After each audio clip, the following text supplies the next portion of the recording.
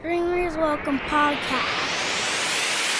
Dreamers Welcome Podcast, man. We back. I go by CEO PESO, live from Moves Media, blessed and highly favored. Got a real trapper, entrepreneur, go-getter. Man, the status level where he at right now, man. My nigga got a hell of a story, and I want y'all to hear it, and we're going to talk, man. We got JT James Turner in here. What's poppin', G? What's up with it? Coolin'. Came with the gifts, man. Came with the book, the clothing merch, man. We gonna talk a lot about that, but man, I appreciate you on the platform, bro. Bro, you be showing mad love, bro. I want people to know that shit. Like, my mans be active all the time, like just showing mad love in the city, which is what the city need. Cause you were just saying it, like it's a lot of talented people, and you be fucking with it. So I'm appreciative, man. But talk about the book real quick. What's going on with the hanking? Well, this the book I wrote is called Hanking, In Love with the Game. And I'm gonna go ahead and give everybody like a definition of hanking. In Dayton, people selling drugs, they call it hanking. You know, if a nigga was selling a lot of dope, they like, you know what I'm saying, I'm hanking. Yeah. So what I did it took and put a positive spin to it, you know. So I took the word hanking and I made it stand for when you can supply the demand and consistently turn a profit. You know what I'm saying? Absolutely. Just like for you hanking. You know, you supplying the demand and consistently turning a profit. Yeah. So I try to take it, man, and really put like a positive spin on it, because everybody uses negative. You know what I'm saying? And in one shape, form, or fashion, we all hustling in one way or another. You know what I'm saying? If you're cutting hair, washing cars, cooking, everybody hanking. Yep. You know what I'm saying? So I kind of wanted to make it on a broader spectrum. Yeah, so you excuse me, you made it just more universal rather than how, you know, we got introduced to it. Like you said, this on some straight just hood shit. Right. Yeah, absolutely. And shit, it's a dating word. Right. I mean, that ain't nowhere niggas ain't picking up hanking out in Cali or no shit like that. Take it global. Yeah, absolutely. Man, so how long the book been out though? The book been out 2 years. The book been out 2 years. I dropped it in late 2019. Okay. That was your first book? That's my first book, but right now I got 2 authors up under me. I also ghostwrite, but I got 2 authors coming up under me. I got a female by the name of Carlea. She about to drop like a autobiography type book, and I got a guy that's incarcerated named Saquon Dean. He about to drop a motivational book. He been incarcerated like 30 years. Dang. So he about to tell his story and you know what I'm saying, how prison changed his life and, you know what I'm saying, the things he went through. You know, he a pretty positive brother now. You know, being locked up for 30 years, you can imagine how it affect you. I mean, that's 3 decades. So much shit done passed. I mean, I did 10, so he done did 3 times what I did, so I can imagine, man. And so you handling the publishing and everything, like okay, dope. Man, so we bouncing around, but let's get a little bit of your backstory, man. You know, where you from, how you was raised, and you know, just a little bit about yourself for people who don't know. I'm from Dayton, Ohio, man. I was come from Westwood, you know what I'm saying. I was pretty fortunate growing up, man. And like we were saying, the talent in Dayton, man. I was fortunate enough, man. My dad was the manager of the Ohio Players. Word. So I seen a lot and did a lot as a youngster growing up, and was kind of exposed to the industry and celebrities and music and different stuff like that. So that's probably where I get it from. But you know what I'm saying? I was born and raised in Dayton, man, and I done been through all walks of life, man. I done did everything under the sun except shot boy, mess with a boy, took some ass, or mess with some kids, man. Yeah. So I pretty much done seen it all and did it all. So, and that was the purpose of the book, man. I had a story to tell. Okay. You know, and it's kind of like a double-edged sword, man, because that made me be able to understand things from both walks of life, man. You know what I'm saying? And understand people's struggle and what people be going through. Absolutely. So, you know what I'm saying? I try to put a force and put a brand behind it, man. We try to get some money off of it. Yeah. Man, so with your dad managing Ohio Players was a crazy fact. Man, so you was really exposed to a lot. You was around them a lot when he was doing his managing and all that. It's a funny story, man. I was going to school. I had pictures with me and my dad. We had pictures of the Jackson 5. I had a picture of me and my dad in the Jackson 5. I think Run DMC. I took him to school to show him off. Yeah. I ended up getting a fight, getting suspended. When I came back, they had threw everything away in my locker, man. All the pictures and all that. I lost the pictures, and that's man. when it was like, man, that's no extra copies. No or if extra it was, copies, you know what I mean? nothing. It's no online or nothing like Man. that. Damn, man. And I still be thinking about that to this day. That's deep. But y'all was pretty much exposed to, you know what I'm saying, celebrities, music, You know what I'm saying? Tour bus life, tour life, all that. Yeah. So now you got exposed at an early age, and then so you got a musical background as well, or what you was doing too.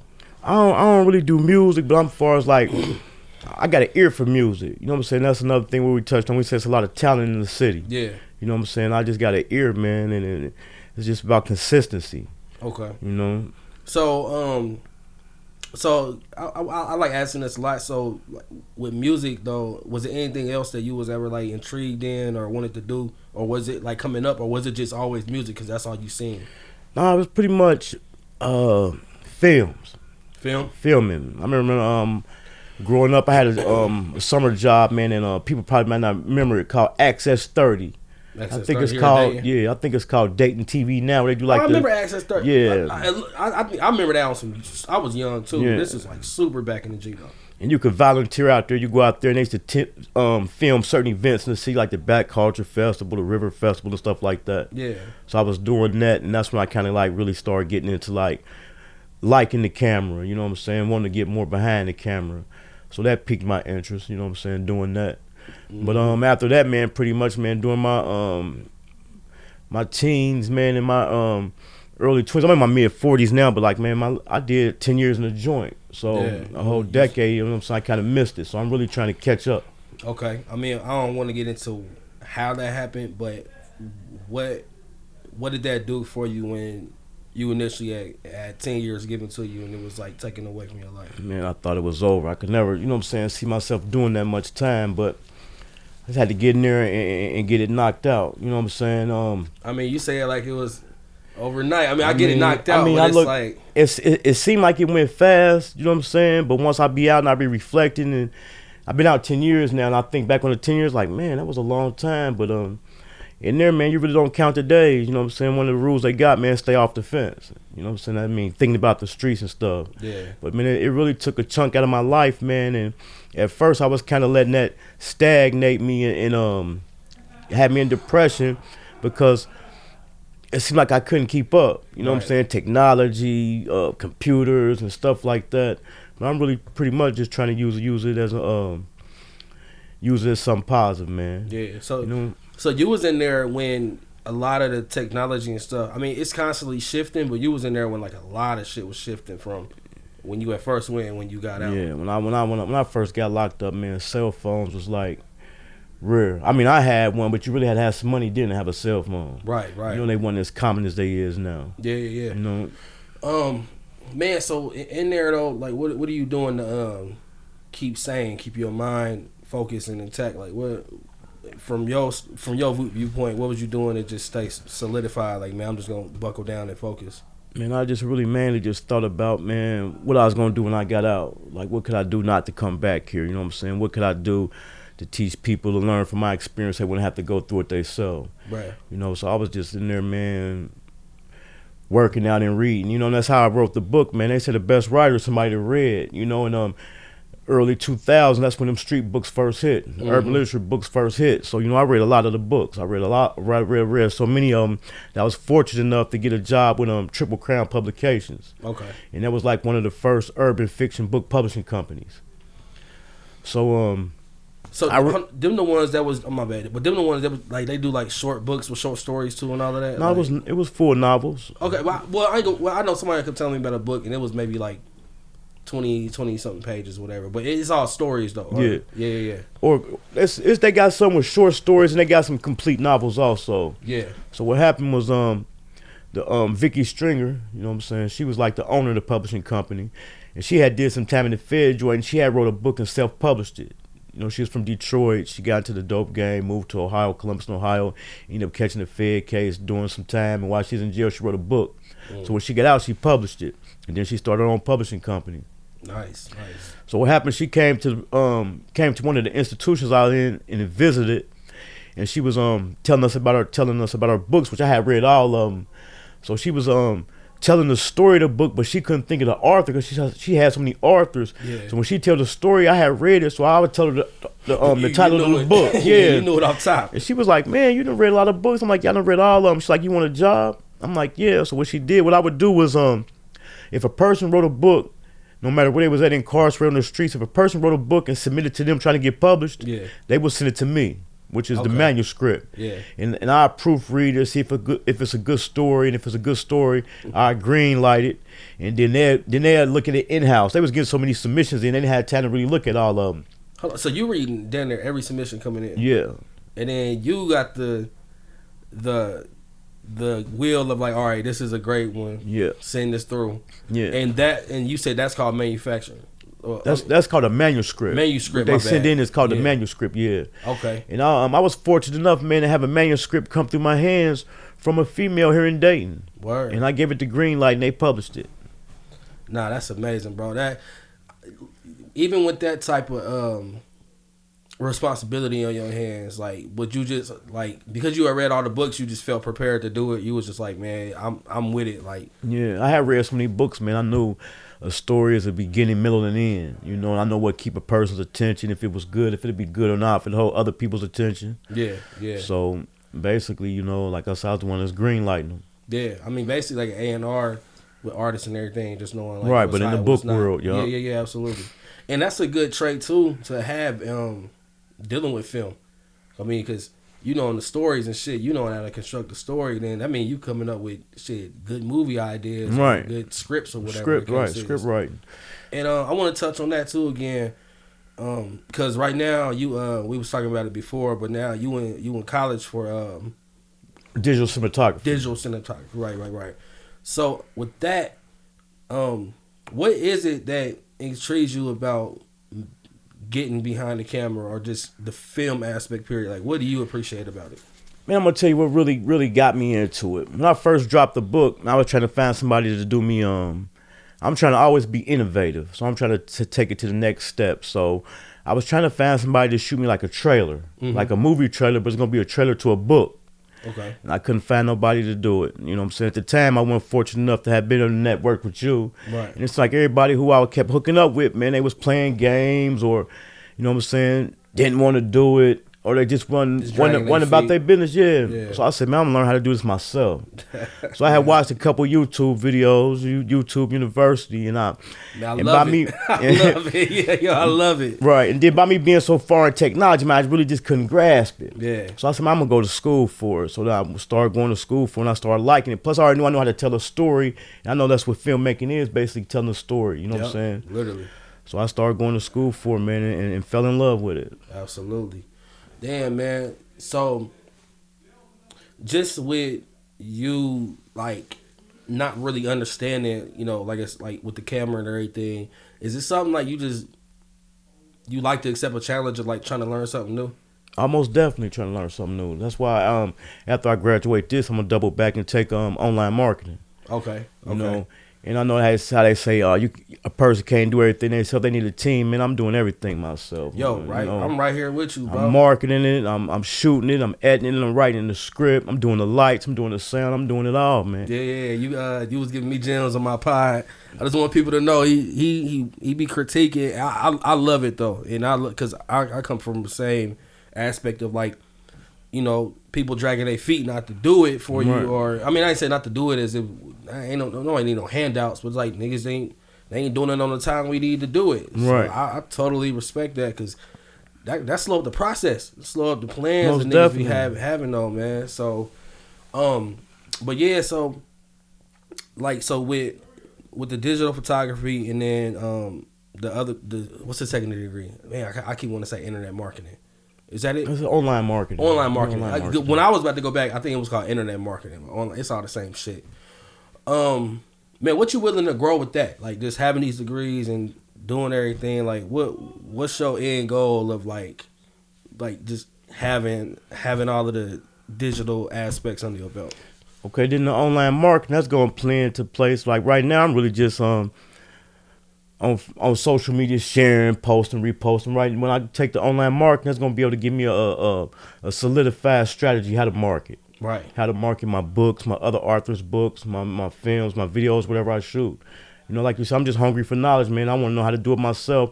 Even when I do get a team, you know what I'm saying? Even the boss should know how to. Even the boss at McDonald's should know how to flip a burger, fry some fries. So I want to be able to do it. I'm gonna delegate it. But just in case people quit and I don't like to have to count on people. Man, yeah, I'm like it's slowing down, man. It just take to me it like because it took me a while to even have a team, and I got like a super small team. Right. But it's like they got to know how to do it how we do it, or at least close enough to it so we can sit back and relax and understand it's getting done. Right. And then the online marketing, it basically go hand in hand with anything dealing with film. You know, especially with everything going digital now, you know. Yep. And then everybody, shit, no matter you look, everybody looking at their phone all day. Literally. So that's why I started this. It just was like, shit, it's during the pandemic. Motherfuckers just watching more YouTube and shit. Right. You ever get overwhelmed from handling everything by yourself? Man, super overwhelmed. Like I told him, doing everything myself, man. Yeah. And it kind of frustrated me, man. It was kind of frustrating me. Like I say, the first step was trying to find somebody to shoot my trailer for me. It just seemed like, man, it wasn't no networking. Didn't nobody want to work together. So it kind of frustrated me, man, because you know what I'm saying, I do everything myself. But like I say, if it's going to get done, I'm going to have to learn it. Absolutely. You know? Hankin TV. Hankin TV, that's my YouTube channel. Yeah. So how long you been building that, and what is it consisting of right now? What type of content on Hankin TV? Right now, man, it's really just consisted of just short videos, cooking videos. I'm about to start dropping some vlogs on there. I'm about to start dropping some story times. I'm about to drop a story time now coming up. While I was incarcerated during my time, my mom died. And you know, so I ain't gonna get into here because it's a long story. But how they broke the news to me in prison, man, was devastating. Really? So I'm about to do a story time on my YouTube channel about that. But another thing we was talking about was consistency. You know, I haven't really did nothing in a minute, but my time's starting to free up. So I'm about to start getting all my media stuff flowing, and so I'm about to start uploading more content. Yeah, and this is something that obviously you're gonna be doing all by yourself. Right. Okay. So I'm definitely gonna link. I'm gonna link. You know what I'm saying? Build a team, link with other people. But right now, you know what I'm saying? I'm just trying to build my skills. Yeah. And so up until this point, yeah. You haven't had a team though. It's been all you. All me. All YouTube mainly. All YouTube. Social media. Full Sail and everything on social media. Man, that's fucking dope, man. So with everything that you got going on though, like what would you say is your ultimate goal for Hankin TV and for you, period? Man, to tell you the truth, man, my ultimate goal, man, is along with myself, but also help, man, somebody from my city get on. You know, when I'm on social media, man, even if I don't even know a person, if they from my city and I see they doing something, got a movement going, I'm sharing. Why is that so important to you, though? Because you do it a lot, though. Man, I just want to see somebody from my city make it, man. And it seems like other people, when I see other people doing their thing, what I'm trying to do, man, they motivate me. You know, so I just want to see, man, like I say, man, people fail to realize, man, how rich Dayton, man, Ohio is rich in history, man. We got a lot of stuff here, man, and we being overshadowed, and man, it's annoying, man. Man, it is definitely annoying, man. And somebody got to break through. Somebody got to be the one to break through. Yeah, and you didn't see some of the richest moments. Like I said, like I didn't know about your history with your pops being a manager, so you didn't see like some of the richest moments in Dayton. Right. That we deserve this shit. Cause I was telling my homie that, man, like I feel like Dayton is getting this golden era coming back around because so many people got the same mind state and is starting to understand now, like, bro, Dayton had and still got like one of the hugest impacts on like the music and everything. The whole West Coast sound of G-Funk, man. Yeah, man. That's us. And but like everybody, like I just feel like enough people are starting to understand it, and we starting to really take like action into it, right. Which is really speaking about it more. Which with the right people is though. And I want to talk about the shirts real quick though. You pressing these up by yourself too? I'm doing everything myself. Damn, bro. I'm not actually pressing them. I'm taking them to the shop. Saying, though, but you doing the designs? Yeah. But I'm in the process of moving. I get more space. I'm pressing them myself. Literally one stop shopping this shit though. But nah, damn, man. So like you just so involved with the city and everything like that. What do you want? What do you want the city to give back to you? You know, all I want is, man, like I said, man, anytime I see somebody, you know what I'm saying, that's doing their thing, I'm sharing their post, man, and I can't even get nobody to share my post. You know what I'm saying? I don't know why motherfuckers act like they can't click the. It ain't nothing but a click of a button. You don't even got to put a caption with it. Just clicking and do that shit. But I feel like, man, when somebody from my city blow, I don't want nothing back. I blow. Yeah. Because when they blow, believe me, everything I got going on, I'm gonna be somewhere in there. And but do you think though, like, why do you think Dayton is just? I ain't gonna say the only city to go through that, but why you think you think Dayton is like that? Why is it so hard for people to show that type of camaraderie with as simple as a share? Right, man. I don't want to use those stigma crabs in the barrel, man. So I really can't pinpoint it, man. You know what I'm saying? I know it's other cities, small towns, and other small cities going through this, but like I say, man, we rich in history. Yeah. You know what I'm saying? I don't know what it is, but I already know. As far as I'm dealing through, you're gonna blow in another city or somewhere else before you blow at home. You know what I'm saying? And back to your question, when somebody do make it or whatever, what do I want out of it? I'm a marketer. Like if the book I got, just say for instance, one of our local rappers blow. Mm-hmm. I put him in my book. You know what I'm saying? That might appeal to their audience. Yeah. You know, I got local authors in my book. You know what I'm saying? I throw a t-shirt on somebody in the video. Yeah, you know, that'll get product placement. Yeah. So it's the right hand wash the left, but they both wash the face. So, Absolutely. you know, it's definitely going to come around in one way or another. So it ain't so much that I'm doing something looking for something in return. As long as they do what they going to do, as long as I do, somebody going to make it. And we all, you know what I'm saying, pull each other up, you know? Yep. And I pray just it be the right person that take it to the top, that understands like what the city needs. Right. You know what I mean? There's nobody that's like too selfish. That be my thing though. It got to be somebody who understands the logistics. To reach back. Yeah, they're putting on for the city. Right. I mean, because I do know it's a few people around the city that's doing their thing on a super underground level, but not to that point of like, yo, nigga, this shit is stamped by Dayton, for Dayton, by Dayton type shit. Yeah. Man, so with everything that you have on your resume now, what you do, what's something else that you not doing that you gonna exceed to get yourself to? I mean, you got writer, publisher, author. I'm pretty much cool, man. Really, the online. You know what I'm saying? Yeah, the online marketing. Yeah. I think once I get that, I pretty much got all the tools I'm gonna need.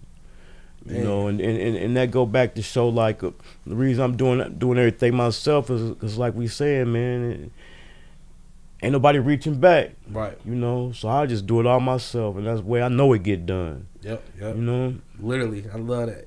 I wanted to double back real quick on the question about after you did your 10 years, and getting out. You know, would you say that you was starting from like scratch, like from just? Oh yeah, definitely started from ground zero, man. When I got out, man, I did 10. You know what I'm saying? A lot of things had changed, and basically, man, I really needed somebody to hold my hand and kind of show me the way. But I got through straight to the wolves. You know, I ain't using it as an excuse because, you know what I'm saying, I done learned from my experiences. So I basically, I got it. And that's another thing, man. I don't look for no accolades or no pats on the back, man. But I literally got out of the mud, man. I told you, man, in the beginning, I done did everything under the sun. Yeah. And for me to be where I'm at today, you know, making the accomplishments I'm making and striving to make other accomplishments, man, that right there should be motivation for anybody. Yeah, you know. And I asked that to ask, man, like, because one thing about me and why I started this platform, man, is you know, just showing the possibilities of like, no matter where the fuck you at with it, it's gonna be a way out. You could turn a detour into an exit type shit. But I just want to know, man, like at that time, being thrown to the wolves, like what are you telling yourself to not just cave and be like, man, fuck all of this shit? What are you telling yourself to just keep thriving after, you know, if the stories are right, you know, kind of feeling forgotten doing 10 years, or kind of feeling like, you know, you're losing track of time and what's going on, trying to keep up. Like, what are you telling yourself to not get discouraged? I mean, I'm a firm believer in, man, it get greater later. You know what I'm saying? I learned that earlier. You learn that in the game. Yeah. You know what I'm saying? You'll be up today, down tomorrow, bounce back the next day. Yeah. You know, just don't give up, man. Absolutely. You know, yeah, you get greater later. Yeah, yo, you know, damn, you just, man, I was gonna ask you, because I be asking this a lot, man, but what's a good quote to live off of? You done said so many in this interview. Like, but do you got one that just another one to put out there? Like, Yeah, most definitely the 5 P's. Proper preparation prevents poor performance. Proper preparation prevents poor performance. Yeah, most definitely. That's dope. I had to say it slow because I didn't want to fuck it up. Right. Man, bet, man. Well, man, I appreciate you on here, man. Man, bro, like it's really dope hearing your story, and like it's just dope, like, you know, because I went to Full Sail too, so that's always gonna be like a brotherhood of somebody who went to the same college, because I know that shit ain't no bitch. Man, it's like, accelerated. Yeah. So you doing accelerated shit too? It's all accelerated. Nah, it was motherfuckers that was like stretching that shit up to like 3-4 years. Right, and then you gotta realize I don't got no technical background. Yeah. As far as knowing how to copy and paste and new folders, I had to learn all that on the fly fast. you too, man. Nah, but man. So I know we talked about the degrees and everything. Anything else that you got coming up for the people to know? Just basically the book, Hankin' in Love with the Game. I'm working on part 2. I got 2 authors. They working on some projects. They about to drop some they got some projects they dropping. Like I say, both pretty much gonna be autobiographies. You know what I'm saying? The brand is Hankin TV, but as far as the biographies, man, I think I'm gonna go with the publishing company, True Story Publications, because biographies, they true stories. Yeah. So the T-shirts. So basically, that's all I got. You know what I'm saying? Really coming up right now. And I'm looking forward to that too. The Hankin TV, the content that you're gonna start putting. Oh yeah, the content definitely about to be fire. Yeah, I'm looking forward to that, because I mean, not to say like, you know, the time you did is entertainment at all, but you know, I like hearing stories like that of people who had it, didn't have it, and then got it back. Right. Just to hear where, you know, just shit, bro, just the gems that motherfuckers be putting. And then another thing, reason the stories play a big part, man, because you know when you was growing up, your mom, dad, don't do this, don't do that, you'll go to jail. But a person who ain't never been to jail, they can't tell you, man, don't go to jail, man. You don't know how it feels not to get no letters, not to get no money in your book. Your mama dying there. Don't nobody come see you. They can't give you them jewels to really, you know what I'm saying, tell you how it is in there. So, man, like I said, I want somebody to learn from my experiences, not have to learn them on their own, man, because it's crazy. You know, everybody out here right now, they preach and say to youth and this for the youth or whatever. Like I said, man, it's just a true story. You know what I'm saying? A person, you know what I'm saying, you can't change everybody. A person can take what, you know what I'm saying, take what they want off of it, shake the rest off, and keep it moving. Damn right. So, nah, and man, the way I'm gonna chop this up, man, I know it's gonna catch a lot of people's attention, cause you know you dropping gems though. It's for real though, man. So I appreciate you, bro. Hankin, book out right now. Got the shirts, Facebook. What social media is it? What all is it? Hankin TV all around the board. Hankin TV. Hankin HANKING. It's HANKIN. That's what I was thinking. Like it's ING on the book. Yeah, okay. But you know what I'm saying? I got to thinking like, man, when I drop the anniversary edition, I'm gonna change the spelling. I just went ahead and make the real way. The real way. Yeah. At first, I was probably being a book out trying to be proper. Yeah. You know what I'm saying? But I was like, nah, it is what it is. Well, that's for the masses. I mean, it's all for the masses, but Hankin though, HANKIN. Let's make sure we know. Man, I thank you though, bro. Most man, definitely. Dreamers Welcome Podcast. Y'all keep on dreaming. We out this bitch. Dreamers Welcome Podcast.